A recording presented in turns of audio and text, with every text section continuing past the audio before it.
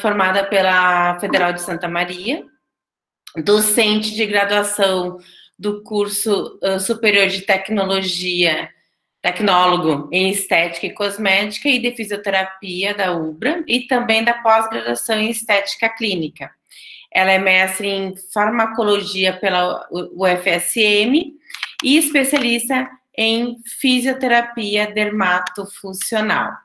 Então, agora, né, passamos a... Se alguém quiser fazer alguma pergunta, pode ir fazendo pelo chat, ou se quiser também abrir o microfone, aí a Daíse vai conversar um pouco com vocês. Então, Daíse, a palavra é tua.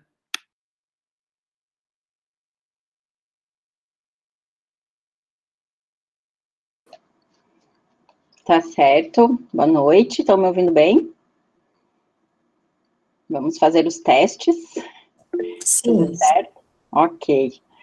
Então, boa noite. Em primeiro lugar, quero agradecer a oportunidade de estar aqui hoje fazendo parte desse seminário, né? Fechando a última noite. Seminário que está sendo um sucesso, né? Com ótimas falas, ótimas palestras. E quero, então, colocar já o que a professora Ariane acabou de comentar, né, que vocês podem ir deixando perguntas, que depois, no final da minha fala, posso responder. Acredito que vai sobrar um tempo hábil para que eu possa dar uma atenção, então, talvez a perguntas, curiosidades do tema, vindas de vocês, né, contextualizando, então, com a nossa atual conjuntura, em meios de, né, em pandemia e quarentena, certo? E que fico à disposição depois, então, para a gente conversar mais a respeito, se for necessário. Então, eu trouxe uma apresentação, vou compartilhar a tela aqui com vocês.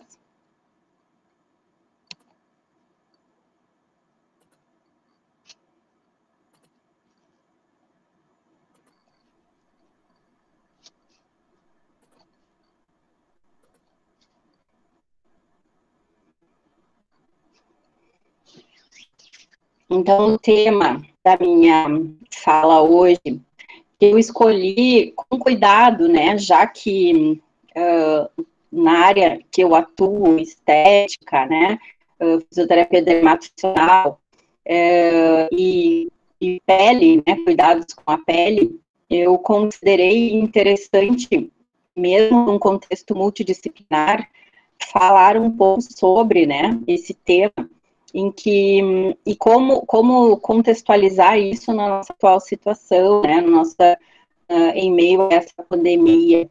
A orientação e cuidados, né, vem em encontro com a nossa saúde, né, e a pele faz parte de tudo isso. Então, espero que eu consiga explanar um pouco desse tema tão amplo, né, de uma forma mais sucinta, e que eu consiga também atingir pessoas que, inclusive, de outras áreas de atuação, né, que procurem não aprofundar muitos termos, tá, mas em qualquer coisa a gente tira a dúvida depois, certo? Temos, então, minha primeira pergunta seria, né, por que cuidar da pele? Com tantas preocupações que temos hoje, com saúde, com trabalho, né, com família, por que cuidar da pele? Primeiro, na minha opinião, os motivos seriam, porque a pele é o maior órgão do corpo, tá? Nosso maior órgão merece cuidados, né? E se não temos uma pele saudável, não temos um corpo saudável, muitas vezes, né? Então, por ser o maior órgão do nosso corpo e desempenhar importantes funções, é de extrema importância cuidarmos dela nesse momento, né? Em todos os momentos, inclusive. Mas que talvez hoje possa estar ficando um pouco de lado nas nossas, né, preocupações com outras questões. Então, para contextualizar, quero citar para vocês aqui, utilizando essa imagem, que a pele é composta por diferentes camadas, né? E em vista disso, nós vamos ter uma importante função, a principal, vamos resumir, né? Qual é a função principal? A nossa barreira, né? Que nos protege do meio. Sem a pele, estaríamos expostos, né? Aos agentes externos.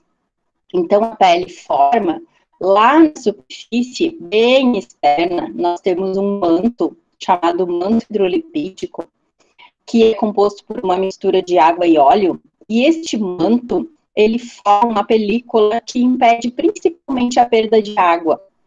Juntamente com esse manto, nós temos envolto nele, também misturado nele, digamos assim, a presença da flora cutânea, que são micro-organismos, assim como a flora intestinal, né?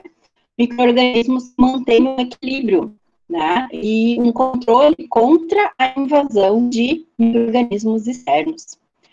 Esse manto e essa flora estão externos, né? Lá junto à nossa superfície, mas são produzidos, formados, né?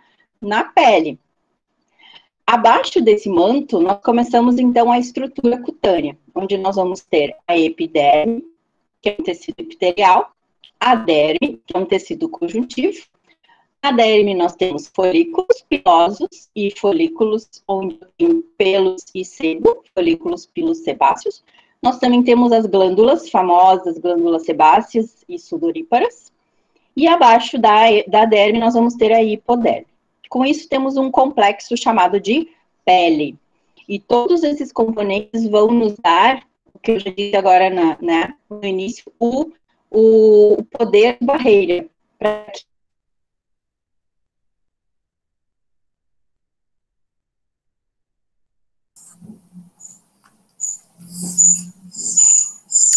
acho que caiu. Vamos contatar a professora Daíse novamente, só um minuto. Eu também estou achando que caiu.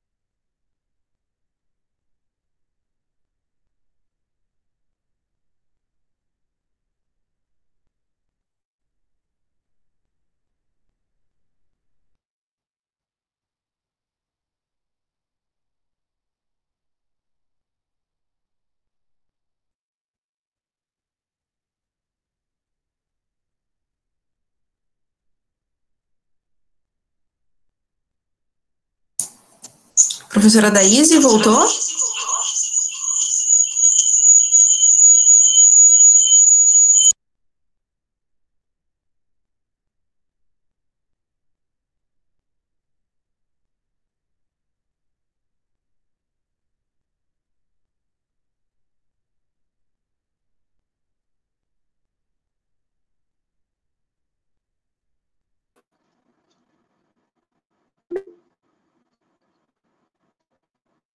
Tudo certo agora?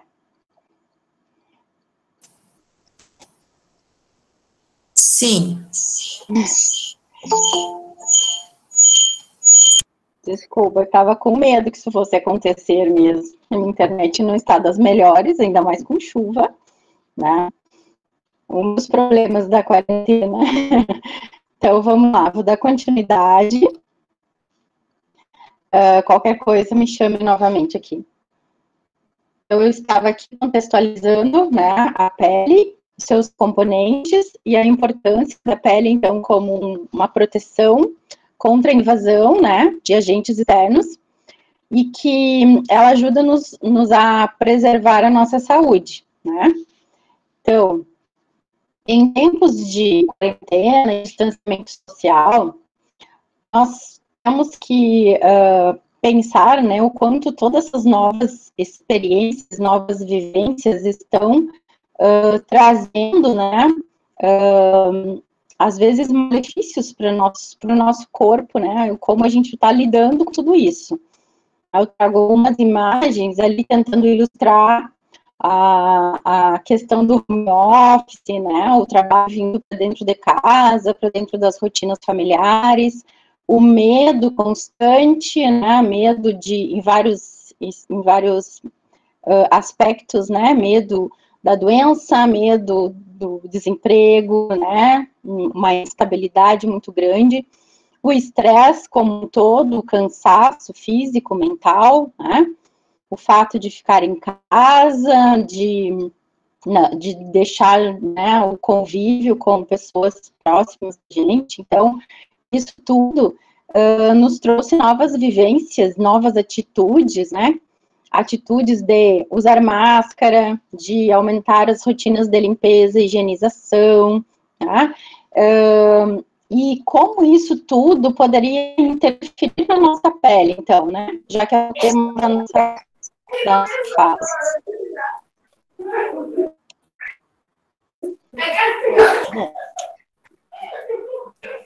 A pele na quarentena. Tô ouvindo tudo certo aí? Ouvi algumas coisas. A pele na quarentena, então, eu procurei alguns aspectos que eu pudesse conversar com vocês, como sendo alterações possíveis, né, de se manifestarem nesse momento. E aí eu vou tentar explicar por quê, né, poderiam aparecer. Então, se vocês tivessem um espelho, se tem um espelho ou a própria webcam mostrando a imagem de você aí agora, né, como está a sua pele hoje? Né? Você poderia classificá-la como normal, né? Com um aspecto, né, uniforme, com um brilho uniforme, com uma textura uniforme, certo? Ou você talvez esteja percebendo o aparecimento de manchas, de desidratação, de acne, né? Sensibilização, ou um aumento na manifestação do envelhecimento, um agravamento, né? Reforço também, pessoal, deixei um asterisco aqui no cantinho da tela, que eu vou me deter mais às patologias faciais, né? A fala quanto à pele na face, que é a minha área de atuação principal, tá? Mas depois qualquer coisa eu posso acrescentar, se for necessário, com perguntas lá. Né, algumas questões também da pele no corpo. Essas foram as principais patologias, digamos assim, que eu coloquei aqui como possíveis manifestações da pele durante a quarentena. Claro que podemos conversar sobre outras, né, se for o caso. Vou tentar justificar para vocês, no meu entendimento, como esses problemas poderiam estar aparecendo nesse momento. Por quê? Né? Um dos fatores que eu considero primordial na manifestação desses problemas de pele hoje seria o estresse. O estresse, ele vem, né, nós chamamos de estresse, na verdade, o excesso de fatores estressantes, né? Uma vez que nós temos uma cascata endógena de formação de um hormônio chamado cortisol.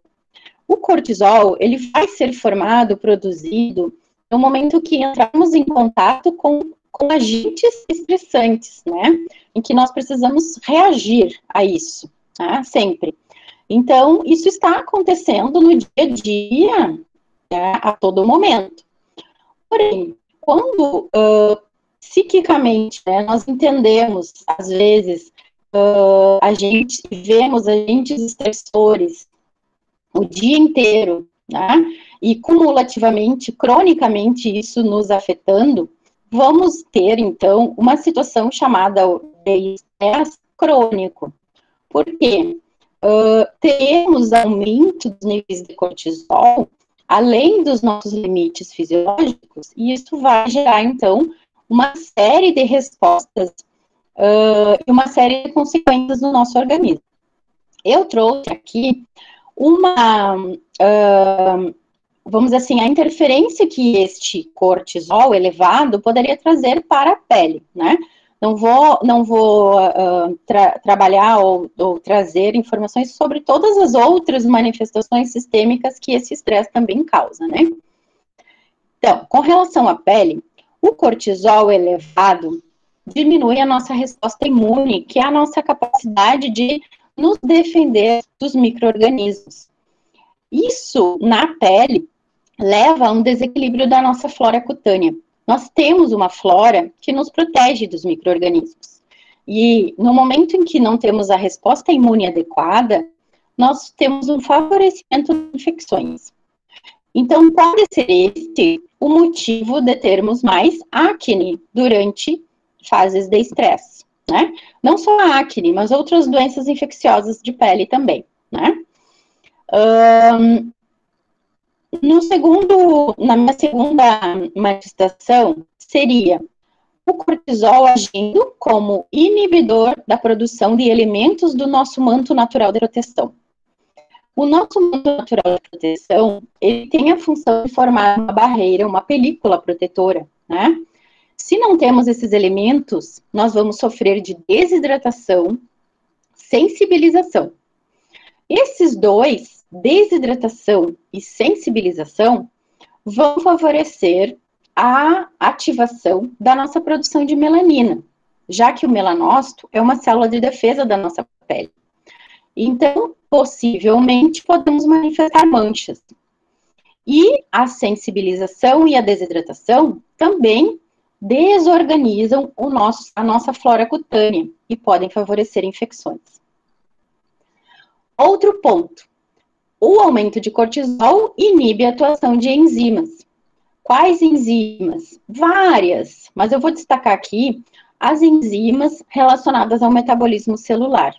Nós temos uma redução, então, de metabolismo celular. O metabolismo celular, vamos entender que é o trabalho da célula, né? A célula precisa trabalhar, precisa realizar suas funções, e que no momento que nós temos uma diminuição desse metabolismo, nós temos uma redução na produção de fibras, colágenos, elásticas, nós temos uma redução na renovação celular, nós temos, a nível, vamos pensar, de folículo piloso, né? Nós temos uma redução, então, na atividade desses folículos, podendo ter queda de cabelo.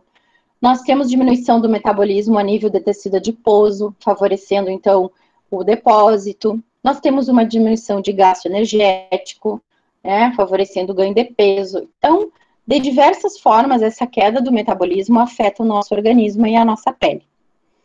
Então, eu entendo, baseado nisso, que o estresse consegue favorecer o aparecimento de acne, de dermatites, né, e outras patologias, tanto infecciosas, né, quanto atópicas, manchas, e o próprio, a aceleração da manifestação do envelhecimento cutâneo através da redução do metabolismo, né? E a sensibilização, também que eu citei aqui. Outro fator que na verdade age sempre, né? Mas que talvez agora, durante a quarentena, possa ser algo também a ser pensado e avaliado, é a nossa alimentação. O que temos, né, de informações científicas já nos levam a crer, né, que a acne e o envelhecimento estão diretamente relacionados à alimentação. A acne, por exemplo, ela é diretamente afetada por elementos de altos índices glicêmicos, né, e também por laticínios, consumo de laticínios. O envelhecimento é diretamente afetado também por alimentos com carga glicêmica alta, carboidratos simples, né? Devido a um efeito chamado de glicação. A glicação, ela é uma agregação que ocorre, né, entre os açúcares e as proteínas. Lá na pele, vão causar uma degradação das nossas estruturas colágenas. Então, o excesso de glicose, né, gera essa glicação. Então, favorecendo e aumentando o nosso processo de envelhecimento. A inflamação crônica, né, ou os alimentos inflamatórios, os multiprocessados, os industrializados, eles também vão favorecer a perpetuação da acne, né, o aumento do dano celular, então aumenta o envelhecimento. Eles favorecem a manifestação de patologias inflamatórias da pele, como a rosácea, né, como dermatites.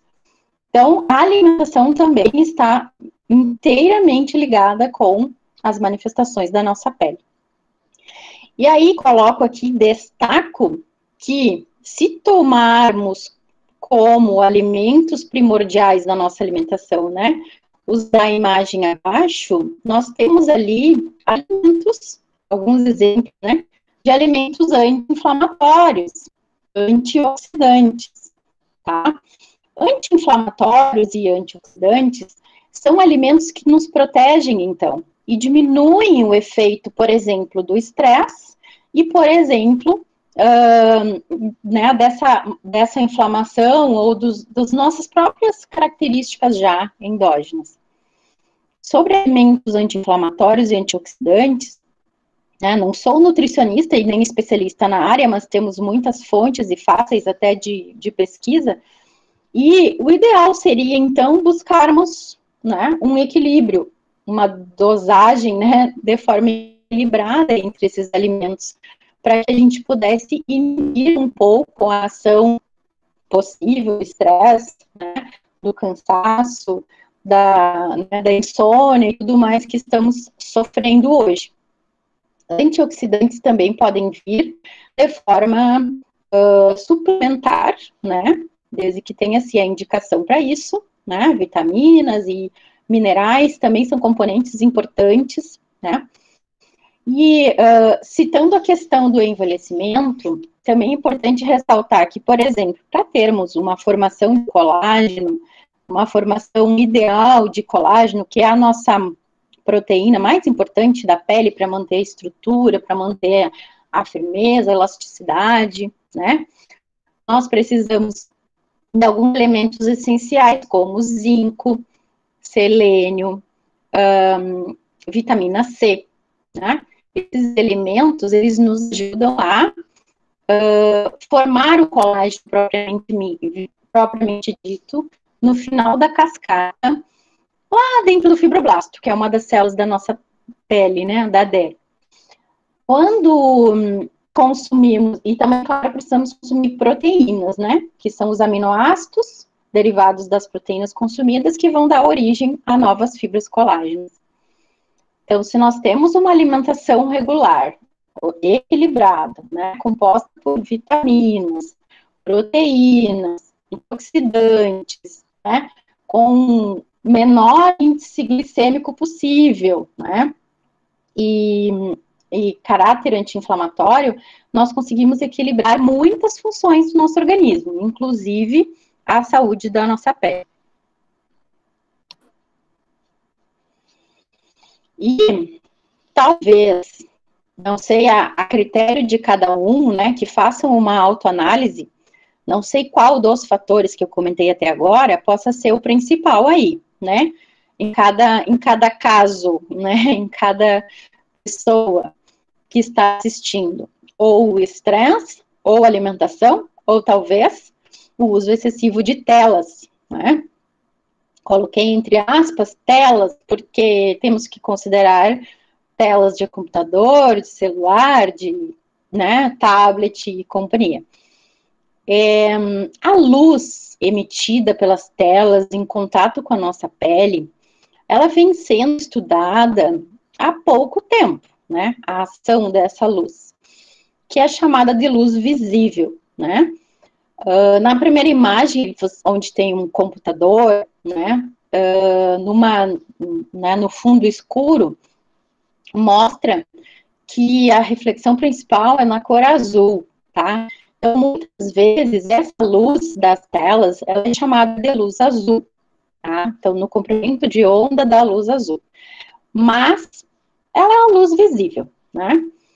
Então, quando se estuda a ação, o efeito da radiação luminosa ou da energia luminosa sobre a pele, é algo que eu venho estudando, inclusive foi tema da minha dissertação de mestrado, a gente sabe que toda energia luminosa, quando entra em contato com a pele, ela vai gerar ou vai induzir, né, uma resposta celular que será como se fosse assim, vou acordar essa pele, vou estimular essa célula, né, vou estimular essa célula a trabalhar. Isso se chama estímulo ou indução de estímulo metabólico. Isso pode ser usado a nosso favor, né? Tanto que temos luzes terapêuticas, LEDs, laser, né? Terapêuticos. Mas isso em excesso, em uso demasiado, né? Ou em concentração excessiva, pode gerar danos. Então, eu coloquei no textinho, né? Qualquer energia luminosa que penetra na pele induz a formação de radicais livres, espécies reativas de oxigênio, né? Nós chamamos. O excesso leva ao chamado estresse oxidativo, que são danos, né? Danos ao DNA da célula, danos à estrutura da célula, né? E até, em determinados casos, a morte celular. Então, pela imagem, eu coloquei a imagem que mostra a luz solar com UVB e UVA, que tem uma capacidade de penetração diferente. A UVB tem uma penetração a nível epidérmico, a UVA a nível dérmico, a luz visível também a nível dérmico, e a radiação vermelha e infravermelha, que está demonstrada na flecha vermelha, tem uma penetração maior, dependendo do comprimento de onda, podendo ser dérmico e até hipodérmico. Bom, então a luz do Sol, nas duas primeiras flechinhas, UVA e UVB, tem uma ação especificamente e geralmente danosa, né? Por quê? Porque, principalmente quando a gente fala assim, o sol do meio-dia é o sol que causa mais danos, né? Porque essa radiação, ela vai vai penetrar a nossa pele de forma perpendicular, direta, e com isso a profundidade e o efeito dela sobre nós é maior, né?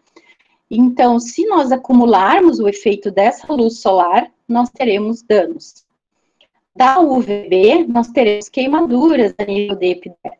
E da UVA, nós teremos degradação das células colágenas, das fibras colágenas e elásticas, degradação lá da camada da derme, né?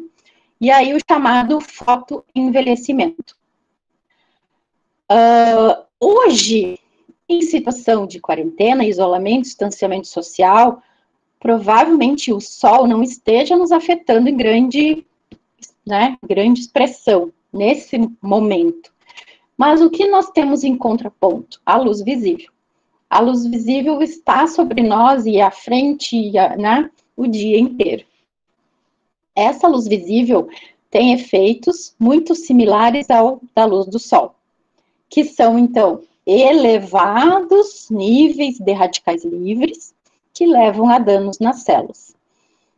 A radiação vermelha e infravermelha também causa isso, certo? Se ela for irradiada sem devido cuidado e, né, em níveis não controlados, também gera danos. Então, temos que tentar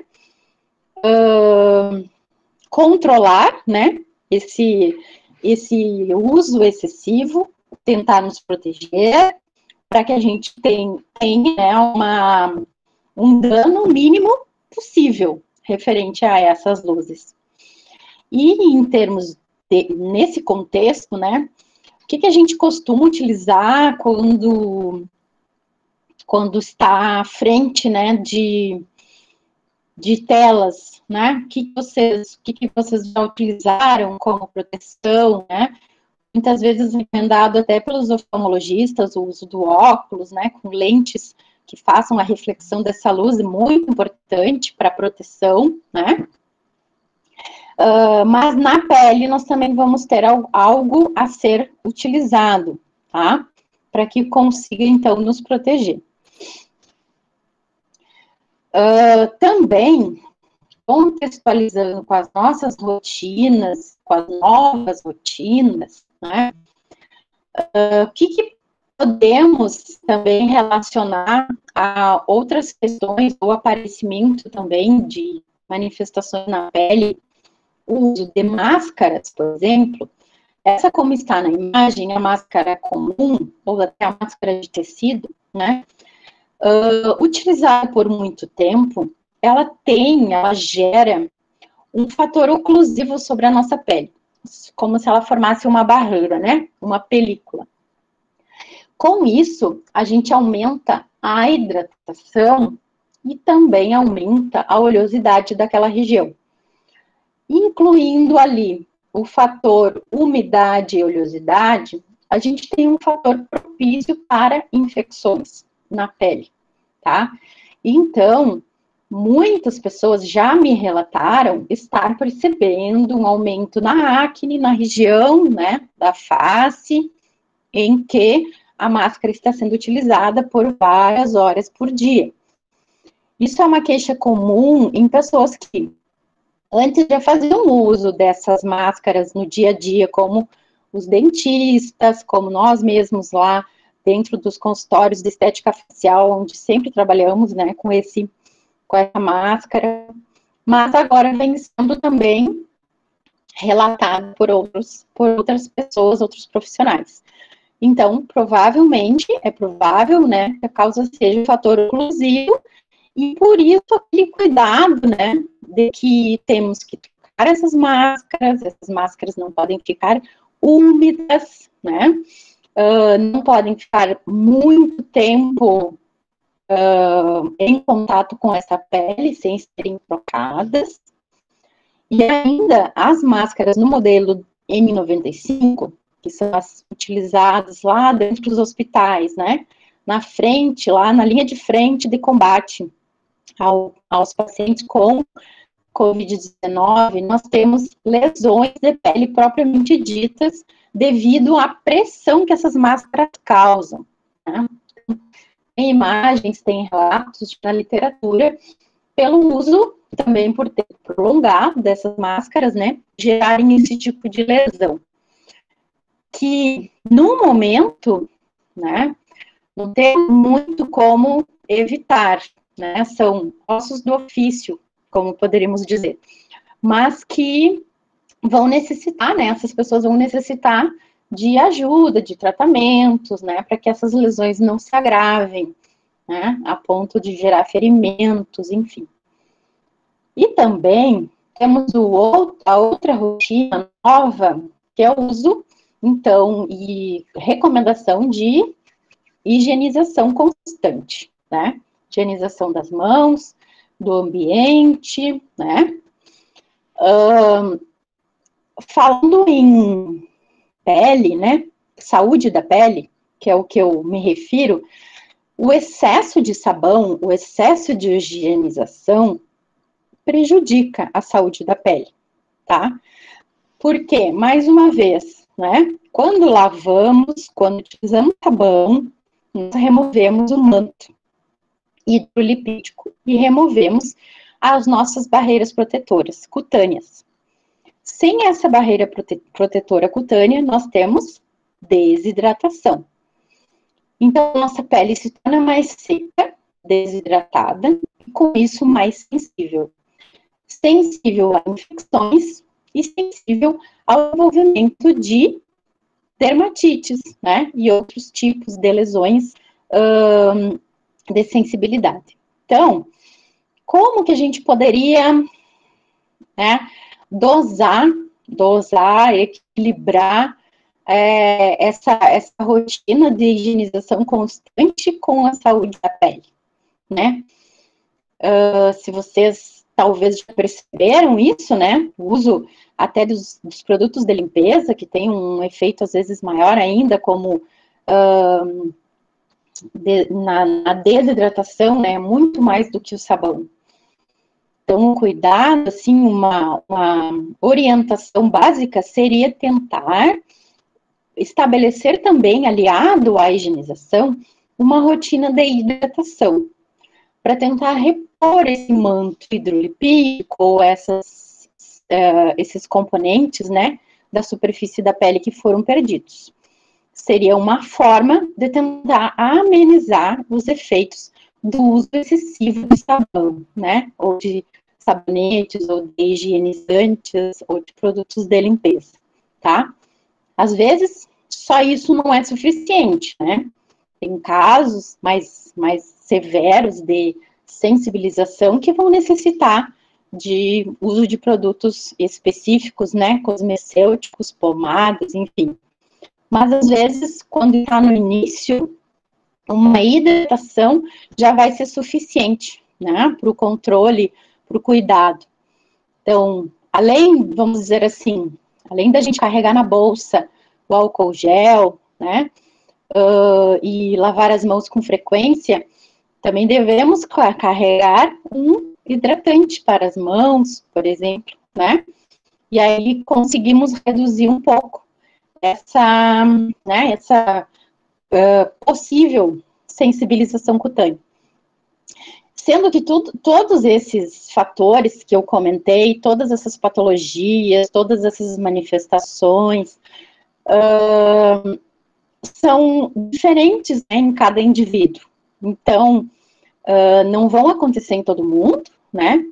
Não são todas as pessoas estressadas que desenvolvem acne, não são todas as pessoas que se alimentam mal que desenvolvem acne, né? Que não têm alimentação mais equilibrada. Porque depende de outros fatores também, né? Depende de questões genéticas, depende de questões estruturais, mas, de modo geral, e na grande maioria das pessoas, né, é que se manifesta dessa forma.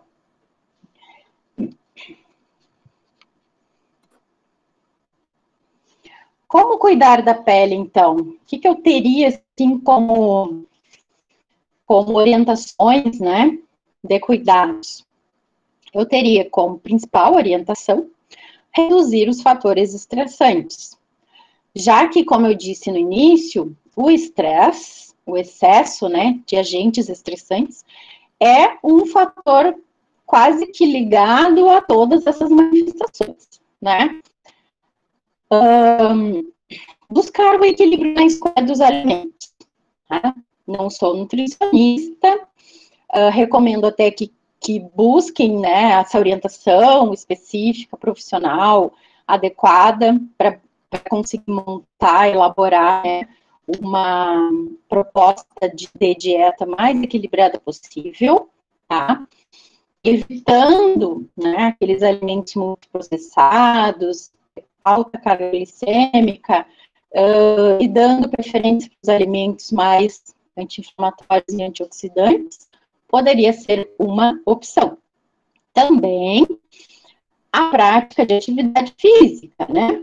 Que acabei não colocando com muita ênfase na minha fala até aqui, porque eu sei que é o tema da nossa próxima palestra da noite, né? Então, já podemos contextualizar que uma boa prática de atividade física também é importante para a nossa pele, né? Serve como cuidado da pele. A atividade física, ela vem quase como uma ação contrária ao estresse, né? Então, nos ajuda bastante. Controlar o tempo de exposição às telas, né? A luz visível. Controlar na medida do possível. Tentar um distanciamento, tentar evitar o uso principalmente à noite, né? No ambiente mais escuro, a exposição, a absorção é maior, tá? E o uso, então, de fotoprotetor físico. é um elemento que hoje vem, né, vem sendo tratado na cosmetologia, na indústria cosmética, mas que ainda não se tem muitas opções, né? Vamos dizer assim, existe um fotoprotetor somente para luz visível, né? Não exatamente, né? O que nós entendemos? Nós que estudamos pele, estudamos cosméticos, a prof. Cláudia, que está aí, que é a prof. de formulações no curso de estética também, depois pode até me ajudar nesse sentido, mas colocar que normalmente o fotoprotetor que nós compramos, geralmente, né, ele vem com um fator de proteção para nos proteger das luzes da radiação ultravioleta A e B proveniente do sol, tá? Começou-se a pensar em nos proteger da luz visível há pouco tempo, né? E como é que está sendo possível, né? Não existe um fotoprotetor para luz visível. O que se faz? Se utiliza um meio físico, né? Ou seja, um agente dentro do nosso produto, dentro do nosso fotoprotetor, nós vamos ter um componente físico que forma uma barreira, uma película externa à nossa pele. E então ele bloqueia a entrada da luz, de qualquer luz, né? Então, o fotoprotetor físico, que já era utilizado, já vem sendo utilizado há muito tempo, se mostrou eficaz, então, evitando, né, a nossa exposição a essa luz. Que posso exemplificar de forma talvez mais fácil, para quem tem mais contato com produtos assim, os fotoprotetores que vêm em forma de pó facial, né, em forma de base, né, com cor, né, com tonalizante. Nesse sentido, geralmente são produtos com fotoproteção física. Também os fotoprotetores de alto fator 70, fator 60, tem na sua composição o fotoprotetor físico, que são o dióxido de titânio e o óxido de zinco. Eles não penetram na pele, eles sempre vão deixar um resíduo, e esse resíduo é justamente a nossa proteção. Então, às vezes, talvez vocês tenham percebido, comprando um filtro solar, ele deixa parece que ele fica branco no rosto da gente, assim, na mão, né? Fica branco, fica uma capa branca, né? Não gostei desse filtro, ele fica branco. Esse resíduo que ficou, que não penetra, é justamente o fator físico do filtro solar, muitas vezes, né? Então, para que ele tenha uma capacidade de proteção adequada, ele precisa ser aplicado de forma uniforme. Então, se eu dei um exemplo para vocês do fotoprotetor em pó, né? Um pó facial, que normalmente a gente usa para maquiar, né? Que tem fotoproteção. Para que ele seja eficaz, eu preciso espalhar adequadamente, fazer realmente uma película com ele na minha pele, né? E ele vai evitar, então, que a luz do computador, da tela, entre ou penetre na minha pele, certo? E assim, outros produtos por aí, né, disponíveis na indústria cosmética, que podem ter esse mesmo efeito, né?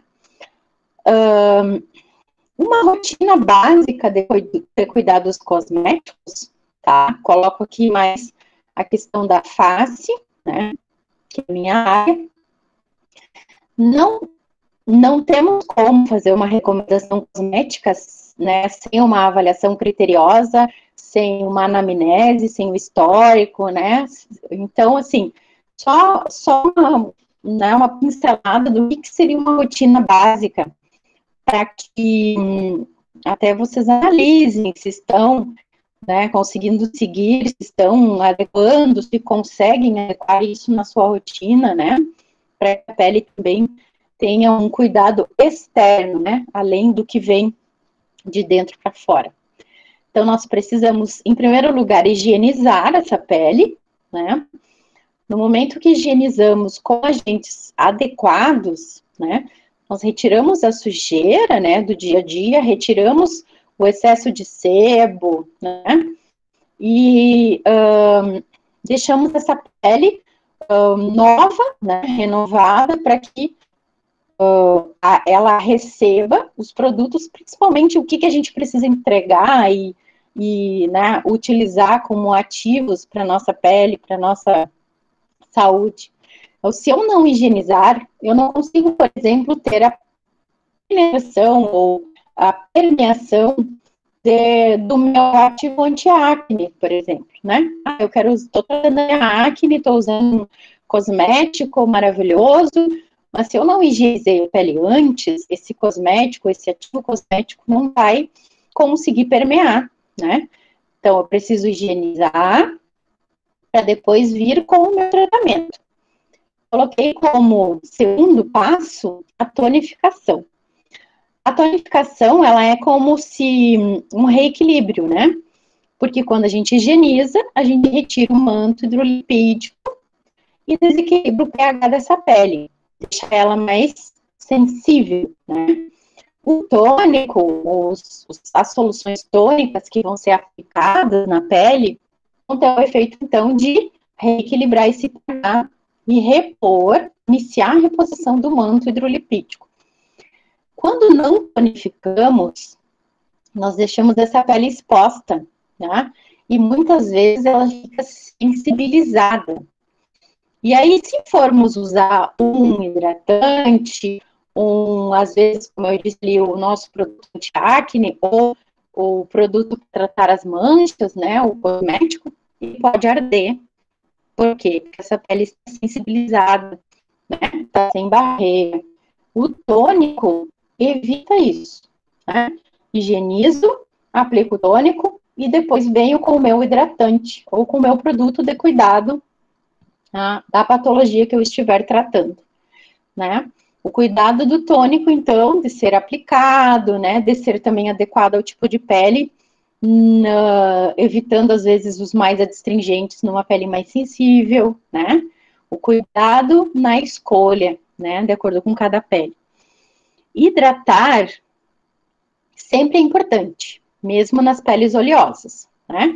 Hidratar por quê? Porque a hidratação, ela vai nos dar a reparação de barreira, né? E deixar essa pele, então, pronta para o fotoprotetor, tá? Então, pelo menos 4 passos nós temos que ter na nossa rotina, tá? Pode, às vezes, fazer a escolha de um fotoprotetor que tenha um hidratante na mesma fórmula, né? Podemos, né? Dependendo do tipo de pele, tudo com uma avaliação criteriosa, até muitas vezes pode ser recomendado, né? Mas, como eu disse, cada caso é um caso. A fotoproteção, no contexto atual, né? Eu recomendo que seja de preferência, então, com fator de proteção físico, tá? Que consiga nos ajudar a controlar a exposição à luz visível. Quando falamos em esfoliação, eu gosto de coloquei como asterisco, né? Já que a esfoliação, ela não é parte da rotina diária. Ela é feita uma vez por semana e de acordo com o tipo de pele, às vezes de 15 em 15 dias. O uso de esfoliantes diários não é recomendado, tá? Por quê? Porque nós vamos estar acelerando o processo de renovação da pele. E nem todas as peles aguentam ou toleram ou estão preparadas para essa aceleração na renovação, né? A esfoliação deve ser uma vez por semana, quando utilizamos os nossos esfoliantes de casa, domésticos, né? Vamos dizer assim. E lá num tratamento em cabine, em clínica, vamos avaliar de acordo com a necessidade de cada pele. Tá? Mas coloco um asterisco na esfoliação, porque excesso de esfoliação pode gerar danos à pele. Tá? Muitas pessoas erram, às vezes, nisso, sensibilizam a pele e depois ela acaba respondendo com manchas ou com o agravamento da acne ou ficando ainda mais espessa, né?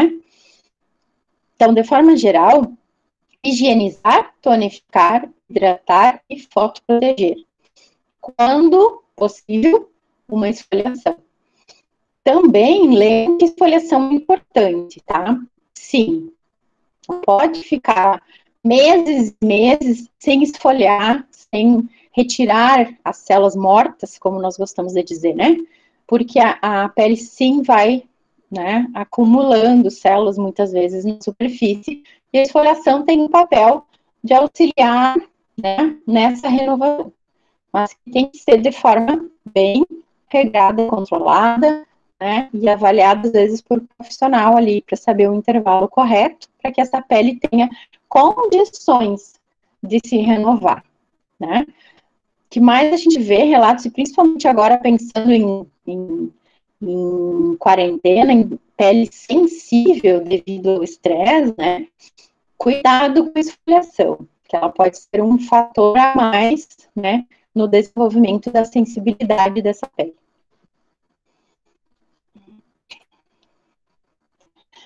E aí, então, gostaria de encerrar a minha fala com a minha forma de pensar, né, no cuidado da pele.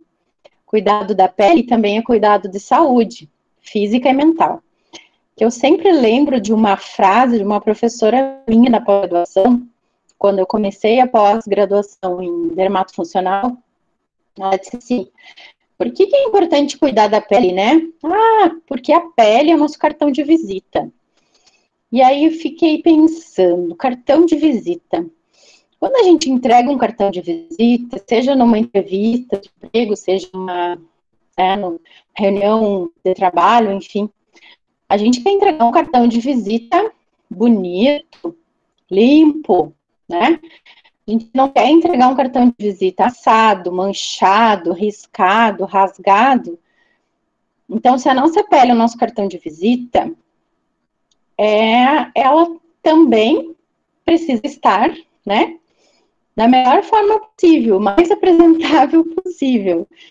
E imaginem o constrangimento de entregar um cartão de visita amassado, rasgado, manchado, né? O quanto a autoestima, o quanto isso nos causa, às vezes, constrangimento, né?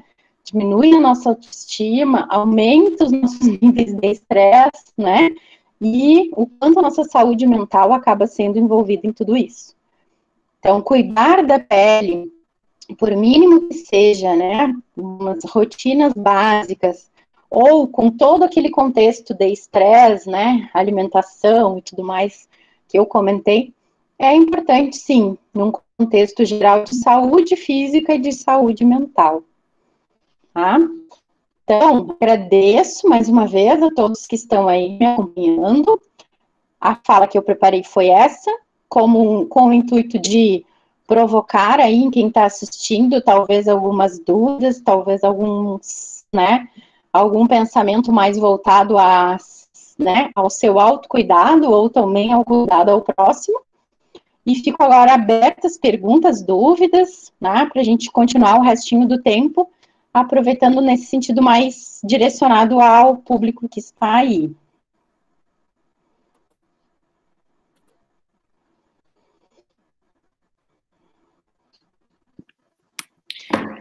Alguma dúvida, pessoal? Podem perguntar para a Daíse. Se quiserem abrir o microfone. Ó, cuidado masculino pós-barba. Tá, deixa eu só, acho que eu vou tirar a apresentação, fica melhor. Aqui. Certo. Cuidado masculino pós-barba, tem muitos homens, né, que precisam fazer a barba diariamente, né? Isso, para a pele, não é bom, né? Para a saúde da pele, não é bom, em função de termos, muitas vezes, justamente a sensibilização. O ato de fazer a barba também é um ato de esfolar, né? e retirar o manto e retirar a proteção, a barreira natural de proteção da pele. Isso favorece as infecções, no mesmo sentido que eu falei das nossas esfoliações excessivas, né? Então, se o pós-barba está deixando a pele inflamar, né? A pele está inflamando no pós-barba, nós podemos pensar que ela está sensibilizada. Então, o ideal seria utilizar um produto pós-barba que tivesse um poder antisséptico e que tivesse um poder hidratante, para repor a barreira, né? E auxiliar no controle microbiano. Eu não recomendo o uso de produtos com álcool, né? Alcoólicos no pós-barba, uma vez que eles desidratam e aumentam ainda mais a sensibilização e favorecem a infecção, né? Por mais que pareça contraditório, mas a maioria dos produtos pós-barba são alcoólicos, né? Dão aquele cheiro de álcool, né? No momento da aplicação. E não são os mais adequados, em função, principalmente para quem tem pele sensível, para quem tem, às vezes, aquela foliculite, né? Seria optar por produtos lá, pós-barba, antissépticos e hidratantes. Tá? Mais alguma pergunta? Não sei se ficou claro para quem perguntou. Tem outra pergunta aqui sobre melasma. É recomendado algum medicamento oral? Sempre tem que fazer uma avaliação, né? Para saber do histórico, para saber também, no melasma a gente faz uma avaliação frente a uma lâmpada chamada lâmpada de Wood, que é uma luz negra, que nos permite avaliar a profundidade desse melasma, né? Então, quando a gente faz, lá mesmo dentro do laboratório, na UBRA, a gente faz a avaliação de melasma, a gente vê a primeira coisa é avaliar a profundidade, né? Nos melasmas profundos, que estão a nível dérmico, os tratamentos tópicos com produtos não são suficientes. Vai muitas vezes precisar, sim, de associação, né? Que não seriam medicamentos, seriam às vezes nutricosméticos, né? Que agem de dentro para fora. Além, então, do uso dos cosméticos e do tratamento em cabine, tá? Então, muitas vezes, além, né, do produto tópico, e principalmente aquelas pessoas que já usaram produtos tópicos, produtos cosméticos por muito tempo e não viram resultado, né? Pode ser por ser um melasma dérmico profundo e necessitar de agentes, né? Como a gente usa muito essa frase, né? De dentro para fora, né? Que seriam nutricosméticos, né? Ou cosmecêuticos de ação mais profunda. Pode ser. Mas aí, recomendação, se for de medicamentos propriamente ditos, né, só profissional médico, dermatologista pode fazer, né. Eu, como fisioterapeuta e também o pessoal formado aí, tecnólogo em estética, não faz essa recomendação de medicamentos, né, mas a nível de cosméticos, sim. O que mais? Mais uma pergunta? Eu vi algumas passando aqui, mas eu não consegui ler.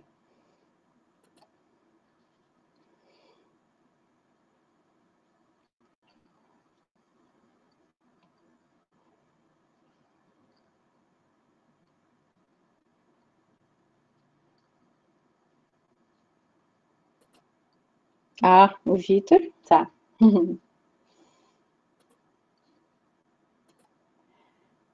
Então, quando a gente fala para um público mais diversificado, né, multiprofissional, às vezes a gente não consegue aprofundar muito no tema, né, para não deixar ninguém perdido, mas também, né, tem que tentar contextualizar para que todos consigam aproveitar pelo menos um pouquinho para si ou para quem está próximo. Essa foi a minha intenção, que todos aí tentem avaliar como é que está a sua rotina, como é que está seu seu cuidado, autocuidado, né? Estão se cuidando, né? Como é que estão os níveis de estresse, como está essa alimentação, como estão os contatos com telas, né? Com luz. Já que a pele é nosso cartão de visita, vamos cuidar dela da melhor forma possível, né? E assim demonstrar saúde e ter saúde. Alguém mais? Mais alguma pergunta? Temos, eu acho que 10 minutinhos ainda, pelo que eu percebi. Sim, ainda temos 10 minutinhos. Alguma pergunta mais? Protetor solar, inclusive, em casa, com a luz de casa, Daíse? Sim, foi isso que eu quis dizer quando eu me referi ao uso do filtro solar nas telas, né, para nos proteger da luz das telas. Então, temos que usar mesmo dentro de casa, né? E isso sim, acredito que não esteja fazendo parte da rotina da grande maioria. O uso do filtro solar para sair, né, para o sol, a gente já está, acho que, bem acostumado há um bom tempo, né? A gente vem sendo preparado para isso. Mas o uso dele dentro de casa não é uma rotina muito comum, né?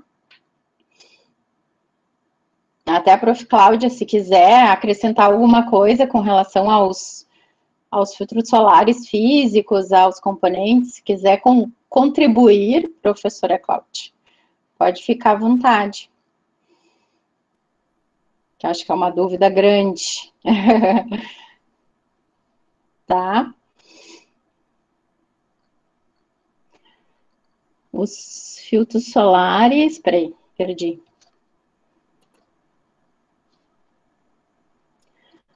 Filtros solares físicos existem no mercado ou são somente manipulados?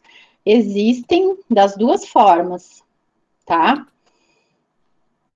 Eu não queria falar de marcas de produtos aqui, né? Até porque não posso fazer uma recomendação cosmética sem ter avaliado cada um de vocês aí, né? Então, nesse sentido é difícil a gente falar de marca, de produto, disso e aquilo. Mas existe sim, tanto na indústria, nos produtos industrializados, quanto na farmácia de manipulação, os filtros físicos.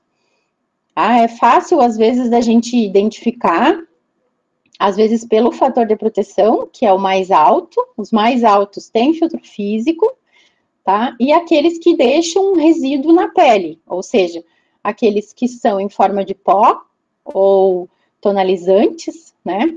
Eles têm filtro físico. Isso a gente vai ter certeza.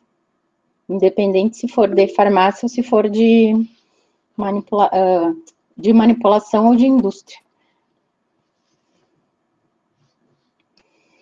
Tecidos que anunciam proteção solar são realmente funcionais? São sim. Né? Desde que de boa procedência, eles têm efeito sim, professor Gilfredo.